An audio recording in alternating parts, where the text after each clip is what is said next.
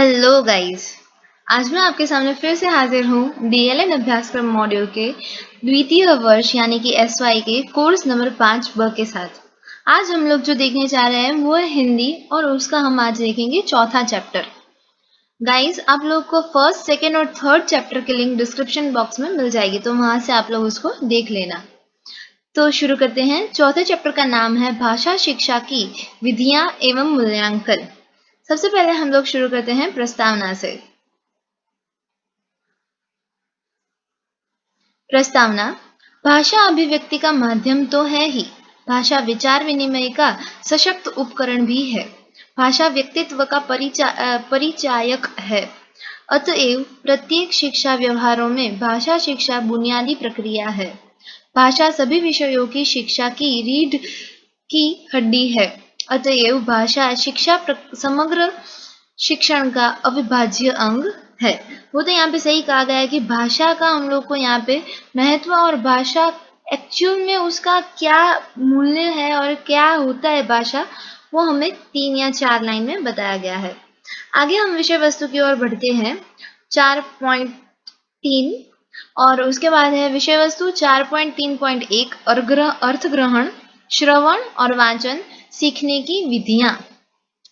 तो देखिए गाइस, इस चैप्टर में हम लोग जो देखने जा रहे हैं वो सारी की सारी विधियां हमें देखनी है, अर्थ ग्रहण की, सृजनात्मकता की, ऐसे। ठीक है, देखिए सबसे पहले हम देखेंगे अर्थ ग्रहण की विधियां, फिर हम देखेंगे अभिव्यक्ति की, फिर हम देखेंगे सृजनात्मकता की, बाद में व्यवहारिक उपयोजन और लास्ट में देखेंगे तार्किक चिंतन की। और उसके लास्ट में जो हम लोग देखने वाले हैं वो है भाषा के प्रमुख उद्देश्यों का मूल्यांकन। ठीक है, तो सबसे पहले जो ये उद्देश्य है, भाषा के प्रमुख उद्देश्य, वो हम लोग को पता है कौन कौन से हैं। जो ये मेन 5 है, उनको सीखने की जो विधियां हैं वो हम पहले देख लेते हैं। तो शुरू करते हैं। सबसे पहले है अर्थ ग्रहण यानी कि श्रवण और वाचन सीखने की विधियां। ध्यानपूर्वक सुनकर सुनी हुई बात का बोध करना ही श्रवण अर्थ ग्रहण है, जबकि वाचन का अर्थ है मुद्रित सामग्री को पढ़ना। देखिए यहाँ पे क्या बताया गया है, अर्थ ग्रहण किसको कहा है? ध्यानपूर्वक सुनी हुई बात को बोध करना, वह क्या है? श्रवण अर्थ ग्रहण। जबकि वाचन का क्या अर्थ होता है? मुद्रित सामग्री को पढ़कर समझना। वाचन के 2 प्रकार हैं, मुखवाचन और मुखवाचन। अभी सबसे पहले हम देखते हैं श्रवण अर्थ ग्रहण सीखने की विधियां।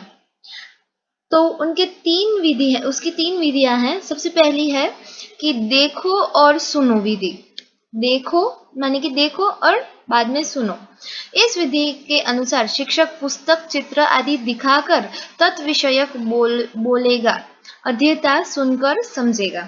जैसे कि अभी देखिए मैं आपको ये पढ़ा रही हूँ, तो आप लोग क्या करें, पहले देख रहे हो और बाद में मैं बोल रही हूँ। समझ में आया आपको? पहले देखो और फिर सुनो। ठीक है, दूसरा है सुनो और बताओ विधि। शिक्षक अध्येता को कहानी, कविता, सूचनाएं आदि सुनाएगा, तत्पश्चात इस विषय में प्रश्न करेगा, अध्येता उत्तर देगा। तीसरा है सुनिए और कीजिए विधि। शिक्षक जो भी बोलेगा तदनुसार अध्येता को क्रिया करना होता है। હવે આપણે આને ગુજરાતીમાં સરળ રીતે જોઈ લઈએ કે સૌથી પહેલા છે જોવો અને સાંભળો, રાઈટ? બીજું છે સાંભળો અને પછી બતાવો, બરાબર? અને ત્રીજું છે સાંભળો અને પછી કરો, बराबर? देखो और सुनो, सुनो और बताओ, सुनिए और कीजिए की विधि। ठीक है, तो ये जो थी वो है श्रवण अर्थ ग्रहण की विधि। अब दूसरी जो है वह है वाचन अर्थ ग्रहण की सीखने की विधियां। उसमें सबसे पहली है कि देखो और कहो, पहला जोवो અને પછી बोलो। तो हमारी पाठ्यपुस्तक में चित्र वार्ता लिखी जाती है। चित्र का वाचन कर तत्विषयक वर्णन करना ही देखो और कहो विधि है। दूसरी है पढ़ो और कहो। गद्य खंड, निबंध, कहानी, कविता आदि पढ़कर उसके संबंध में पूछे गए प्रश्नों के उत्तर देना, वो क्या है? पढ़ो और कहो। तीसरा है पढ़ो और करो। वाक्य, निर्देश, सूचना, आदेश आदि अध्येता के समक्ष मुद्रित स्वरूप में रखे तथा इन्हें पढ़कर तदनुसार क्रिया करवाने की विधि पढ़ो और करो विधि है। ठीक है, સૌથી પહેલા છે જોવો અને કહો એટલે કે બોલો, બરાબર? બીજું છે પઢો और कहो, વાંચો અને પછી બોલો કે કયો, બરાબર. અને ત્રીજું છે પઢો ઓર કરો, એટલે કે વાંચો અને પછી કરો. ओके, सो आ હતી વાચનાનુગ્રહણની विधियां. अभी आगे देखते हैं 4.3.2 अभिव्यक्ति यानी कि कथन और लेखन सीखने की विधियां. यहाँ पे देखिए अभिव्यक्ति का दो पहलू है. अभिव्यक्ति हम दो तरीके से कर सकते हैं ना. एक तो कैसे, तो कि कथन करके और लिख के हम लोग अभिव्यक्ति हमारी हो सकती है. इसलिए यहाँ पे कथन अभिव्यक्ति सीखने की विधियां और लेखन अभिव्यक्ति सीखने की विधियां है. आगे देखते हैं कि अभिव्यक्ति का सरल अर्थ है अपने मनोगत को व्यक्त करना. अपने मनोगत को दो प्रकार से व्यक्त किया जाता है, मौखिक अभिव्यक्ति यानी कि कथन और लिखित अभिव्यक्ति यानी कि लेखन. इस प्रकार ये दोनों भाषा के कौशल्य हैं. सबसे पहले है कथन अभिव्यक्ति सीखने की विधियां. उसकी कई सारी दिखाई दे रही है, तो देखते हैं उसकी. देखिए 5 विधियां हैं. सबसे पहला है आत्म प्रकाशन विधि. अध्येता को मुक्त रूप से अपने मनोगत को मौखिक रूप से अभिव्यक्ति करने का अवसर प्रदान करना. देखिए सबसे पहली कौन सी है, आत्म प्रकाशन विधि. यानी कि यहाँ पे मुक्त रूप से जो अध्येता है उसके मनोजगत में रहे जो भी उसके विचार हैं, जो भी उसकी भावनाएं हैं, उसको मौखिक रूप से अभिव्यक्ति करने का अवसर देना. ठीक है. दूसरी है चित्र वर्णन विधि. अध्येता को चित्र दिखाकर उसका मौखिक रूप से वर्णन करने का अवसर प्रदान करना. तीसरी है प्रश्नोत्तर विधि. शिक्षक तथा अध्येता के बीच संवाद बातचीत का अवसर प्रदान करना. कभी अध्येता प्रश्न करेगा तो कभी अध्येता प्रश्न, एक मिनट, कभी अध्यापक प्रश्न करेगा तो कभी अध्येता प्रश्न करेगा. ये कौन सी थी, ये थी प्रश्नोत्तर विधि. चौथी विधि है वह है कहानी कथन विधि. अध्येता को कहानी कहने का अवसर देना. पांचवी है नाट्यीकरण विधि. विषय वस्तु का नाट्यीकरण करके अध्येता द्वारा इसे प्रस्तुत करना. अभी देखिए यहाँ पे हम लोग कुछ याद रखने की ट्रिक देखते हैं कि कथन यानी कि बोलना ही है यहाँ पे, तो ठीक है. लेखन में लिखना होता है, कथन में तो मौखिक ही है. तो मौखिक कई कई वस्तुओं છે જે આપણે મૌખિક કરી શકીએ. સૌથી પહેલા જો આત્મપ્રકાશન, અમુક વસ્તુ તો આપણે યાદ રાખવી જ પડશે. સૌથી પહેલું આત્મપ્રકાશન, પછી છે બીજું ચિત્ર, પછી ચિત્ર ઉપરથી આપણે પ્રશ્ન પૂછ્યા, પ્રશ્નો ઉપરથી કહાની થઈ ગઈ, અને આ બધું જ શું હતું, તો કે નાટક હતું. યાદ રહી ગયું. જો સૌથી પહેલા શું છે આત્મપ્રકાશન. આત્મપ્રકાશન ચિત્ર હતું, બરાબર. ચિત્ર પરથી આપણે પ્રશ્ન પૂછ્યા, પ્રશ્ન પરથી કહાની બની, અને આ બધું આજે 4 પોઈન્ટ છે એ શું હતું, એક નાટક. ફરીથી જોવો ગાઈઝ, હું એકવાર રિપીટ કરી દઉં કે સૌથી પહેલા આત્મપ્રકાશન શું હતું, એક ચિત્ર હતું. ચિત્ર પરથી આપણે પ્રશ્ન પૂછ્યા, પ્રશ્ન પરથી આપણે કહાની બનાવી, અને આ 4 વસ્તુ છે શું હતી, નાટ્યીકરણ, નાટક. ઓકે. તો બસ આવી રીતે તમે નાની નાની टिप्स થી याद રાખો तो તમને जल्दी भी याद रह जाए અને भूलाए પણ नहीं. आगे देखते हैं लेखन अभिव्यक्ति विकास की विधियां. सबसे पहला है रेखांकन विधि. लिपि शिक्षा के प्रारंभ की यह विधि है. अध्येता के पास विविध आकारों की रेखाएं खिंचवाना और सिखाना. ठीक है. जो यह सबसे पहली विधि थी वह है रेखांकन विधि. दूसरी विधि जो है वह है अनुकरण विधि. दूसरी कौन सी है, अनुकरण विधि. अध्येता के सामने वर्णमाला, शब्द, वाक्य आदि के नमूने प्रस्तुत कर इसका अनुलेखन करवाना. ठीक है. दूसरी है वो अनुलेखन विधि. जो तीसरी है वह है श्रुत लेखन विधि. अध्यापक अनुच्छेद, कहानी आदि सुनाएगा तथा सुनी हुई बात लिखाकर सिखाना. चौथी है चित्र वर्णन विधि. चित्र दिखाकर अध्येता को तत्विषयक वर्णन करवाना. समझ में आ गया. इसको भी हम कुछ ट्रिक से याद रखने के ट्राई करते हैं. देखिए जो અહીંયા લેખનની વાત કરેલી છે એટલે લખવાનું, તો સૌથી પહેલા કઈ, તો કે રેખાંકન વિધિ. રેખાંકન પણ કેનું, બરાબર, તો કે અનુકરણ. રેખાંકન હવે જો થોડુંક ઈઝી યાદ રાખીએ તો કે રેખા કરવાની છે, પણ અનુકરણ કરીએ એટલે કે જોઈને રેખા. એટલે સૌથી પહેલા શું થયું, તો કે રેખાંકન, પછી અનુકરણ. અનુકરણ કેનું, તો કે શ્રુત લેખનનું, રાઈટ. અને શ્રુત લેખન કેનું, તો કે ચિત્ર વર્ણનનું. समझे गए. जो સૌથી પહેલા શું છે, રેખાંકન. ठीक. रेखांकन के बाद कौन सी आएगी, अनुकरण. અનુકરણ કેનું? તો કે શ્રુત લેખનનું. શ્રુત લેખન કેનું? ચિત્ર વર્ણનનું. ફરીથી જોઈએ કે રેખાંકન, अनुकरण, श्रुत लेखन અને चित्र वर्णन. ओके, अभी आगे देखते हैं कि 4.3.3 सृजनात्मकता की विकास करने की विधियां. सृजनात्मकता का अर्थ है कुछ नया सृजन करना, कुछ मौलिक सृजन करना, लिंक से हटकर सोचना तथा अभिव्यक्त करना. સર્જનાત્મકતા का विकास करने की विधियां प्रस्तुत है. હવે સર્જનાત્મકતા શું છે એ તો તમને બધાને ખબર જ છે. ડાયરેક્ટ આપણે એની વિધિ પર જોઈએ. તેની જે ટોટલ વિધિ છે એ છે 4 વિધિ અને સૌથી પહેલી જે છે એ છે अधूरा वाक्य पूर्ण करने की विधि. ठीक है, इसमें है अध्यापक अध्येता के समक्ष उद्दीपक स्वरूप एक अधूरा यानी कि अपूर्ण वाक्य रखेगा तथा इसे अपने मौलिक प्रयत्न से पूरा करने की सूचना देगा. यहाँ पे मैं आपको एग्जाम्पल देती हूँ, जैसे कि हम लोग मैं आपको ऐसे देती हूँ कि मैं स्कूल पची डैश डैश डैश. समझ में आया? तो ये क्या हुआ? अधूरा वाक्य हो गया, ये अपूर्ण वाक्य है. वो विद्यार्थी को अध्येता को पूर्ण करना है अपनी मौलिक दृष्टि से. ठीक है, मैं वहां पे ऐसे काउंस में स्कूल या बाजार या ऐसा कुछ नहीं लिखूंगी. बाद में जो भी अध्येता को लिखना है अपनी मौलिक सृजनात्मकता से वो लिख सकेगा. तो सबसे पहला है अधूरा वाक्य पूर्ण करने की विधि. दूसरा है शब्द संरचना. अध्यापक को एक वर्ण देकर उसे वर्ण के प्रयोग द्वारा अधिकतम शब्द संरचना करने का अवसर देगा. ठीक है, यह है शब्द संरचना. तीसरा है वाक्य संरचना. अध्यापक उद्दीपक स्वरूप किसी चीज का नामोल्लेखन करेगा तथा उस चीज के महत्तम उपयोग लिखने की सूचना देगा. ठीक है. चौथा है चित्र पर से कहानी रचना. चित्र देखकर उसके आधार पर कहानी लिखने का अवसर देगा. ओके, तो ये चारों 4 थी. हम लोग देख लेते हैं फिर से सृजनात्मकता की विधियां. सबसे पहले है अधूरा वाक्य पूर्ण करने की विधि, दूसरा है शब्द, तीसरा है वाक्य और चौथा है चित्र. ठीक है, तो यह थी सृजनात्मकता की विधियां. चौथी जो है यानी कि 4.3.4 व्यवहारिक उपयोजन सीखने की विधियां. भाषा का दैनंदिन व्यवहारों में उपयोग करना ही व्यवहारिक उपयोजन है. इसकी विधियां इस प्रकार है. सबसे पहली है नाट्य विधि. दैनंदिन जीवन की किसी घटना को लेकर संवाद तैयार करना तथा इसके पश्चात कक्षा में इसका निदर्शन देना. यह कौन सी हुई? नाट्य विधि.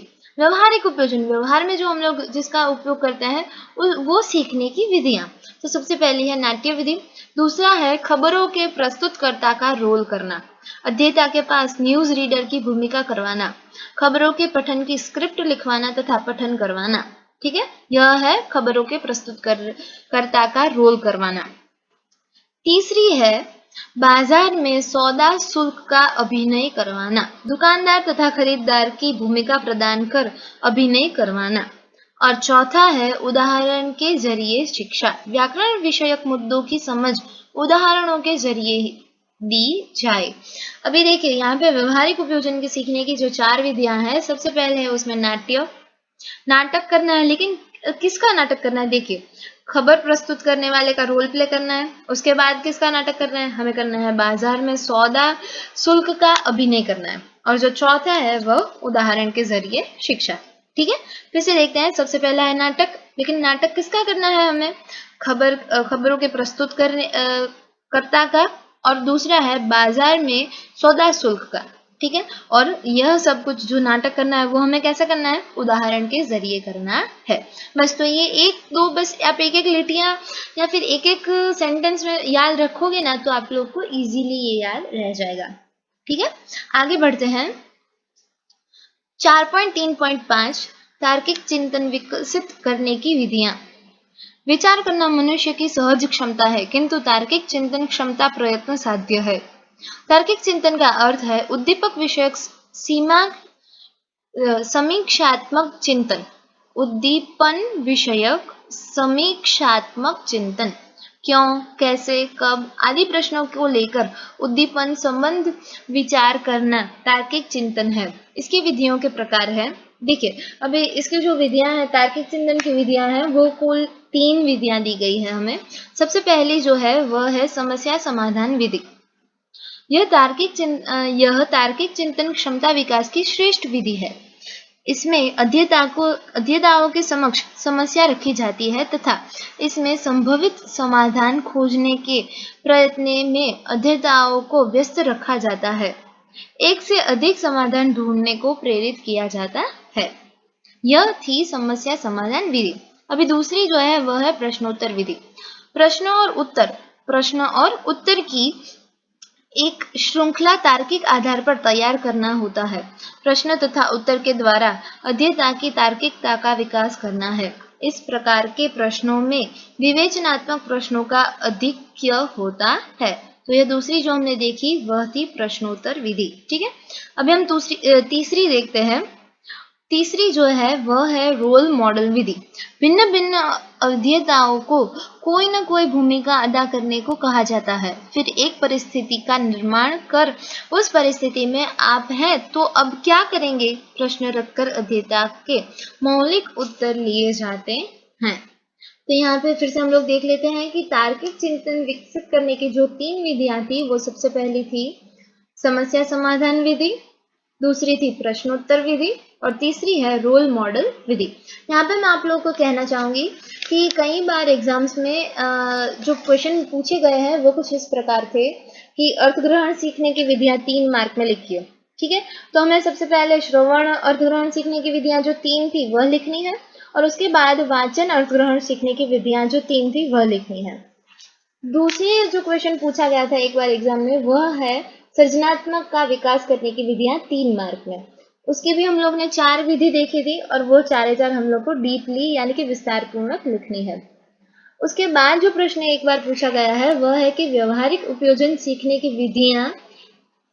विधियों के नाम, सिर्फ नाम लिखिए। वह 1 मार्क में ही था और हम लोग ने जो अभी देखा कि नाट्यकरण, खबरकर्ता, बाजार और उदाहरण, वो चारों के 4 के हमें नाम लिखने हैं। ठीक है, और जो लास्ट में हम लोग ने ये देखा तार्किक चिंतन विकसित करने की विधियां, उसमें ऐसा एक बार प्रश्न पूछा गया है कि समस्या समाधान विधि और प्रश्नोत्तर विधि का भेद स्पष्ट कीजिए।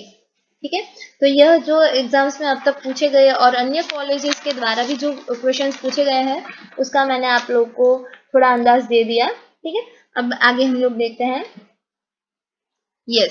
ये रहा हमारा नेक्स्ट टॉपिक है जो 4.3.6 भाषा के प्रमुख उद्देश्य का मूल्यांकन। ये भी एक आध 2 बार एग्जाम में पूछा गया है 3 मार्क में। ओके, तो शुरू करते हैं कि भाषा के प्रमुख उद्देश्यों में अर्थग्रहण, अभिव्यक्ति, सृजनात्मकता, व्यवहारिक उपयोजन एवं तार्किक चिंतन का समावेश होता है। इनके विकास का मूल्यांकन 3 रूपों में किया जाता है: लिखित मूल्यांकन, मौखिक मूल्यांकन और क्रियात्मक मूल्यांकन। लिखित मूल्यांकन का प्रमुखतया पेपर पेंसिल कसौटी द्वारा हो सकता है। उदाहरण के तौर पर लेखित कौशल्य विकास का परीक्षण करना है तो अनुच्छेद लेखन, कहानी लेखन, शब्द लेखन, वाक्य लेखन आदि संबंधित प्रश्नों के उत्तर लेखन द्वारा किया जा सकता है। जबकि मौखिक अभिव्यक्ति, सृजनात्मकता क्षमता तथा तार्किक चिंतन आदि के लिए मौखिक मूल्यांकन भी किया जाता है। હવે જુઓ અહીંયા જે વાત કરેલી છે મૂલ્યાંકનની, તો કે મૂલ્યાંકન સૌપ્રથમ 3 રીતે જ થતું હોય છે મોટા ભાગે। આ કોમન રીત છે, બરાબર, મૌખિક, લેખિત અને ક્રિયાત્મક। હવે તમે જ કહો લેખિત છે એની અંદર શું આવે, તો કે પેપર પેન્સિલ ટેસ્ટ જે આપણે ભણી ગયા છીએ, એટલે એની અંદર મારે તમને ડીપલી સમજાવવાની જરૂર નથી। જે આપણે ટૂંકમાં પહેલા ધોરણથી લઈને 12મા ધોરણ સુધી કે કોલેજ સુધી જે એક્ઝામ દઈએ છીએ એ શું છે, वार्षिक एग्जाम, तो ए छे लेखित मूल्यांकन। नेक्स्ट छे ए मौखिक मूल्यांकन। तो आज आपड़ा वाइवा होय छे जेनी अंदर आपणी तार्किक चिंतन खबर पड़े छे, सृजनात्मकता खबर पड़े छे, तो ए छे मौखिक मूल्यांकन। અને લાસ્ટમાં જે ક્રિયાત્મક મૂલ્યાંકન, એવું મૂલ્યાંકન કે જેની અંદર કંઈક ક્રિયા કરી અને આપણું મૂલ્યાંકન કરવામાં આવતું હોય છે। હવે આગળ જોઈએ કે उदाहरण के तौर पर कथन कौशल्य विकास के मूल्यांकन के लिए वक्तृत्व स्पर्धा का आयोजन किया जाता है। सृजनात्मकता के मूल्यांकन के लिए शब्द संरचना, वाक्य संरचना आदि समय मर्यादा पद्धति कसौटी का प्रयोग भी किया जा सकता है। छात्रों के द्वारा की क्रिया करवाकर उसके संदर्भ में जांचना क्रियात्मक मूल्यांकन है। यहाँ पे देखो मैंने आप लोग को बोला कि कुछ क्रिया, कुछ एक्टिविटी करवाना, ठीक है, और उसके द्वारा जो ये हम लोग को पता चलता है कि कैसे और कौन सी जो कौशल्य है उसका विकास हुआ है, तो हम लोग ये क्रिया द्वारा भी देख सकते हैं। ठीक है, आगे